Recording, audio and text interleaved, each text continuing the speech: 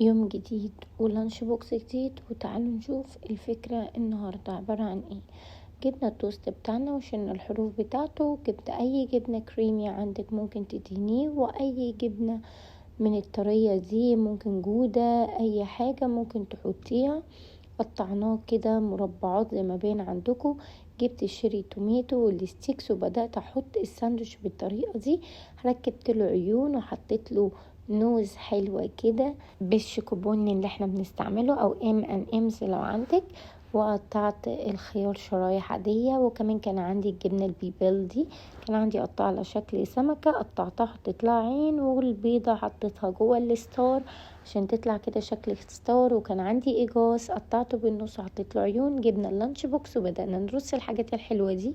حطيت الاجاز وحطيت الجبنة وشوية مكسرات، وده بسكوت بالجنزبيل كنت عاملاه ساعة الكريسماس، وكمان الخيار حطيناه والبيضة والساندوتش بتاعنا. وده كانت نهاية اللانش بوكس. يا رب يكون عجبكم وبألف هنا. باي باي.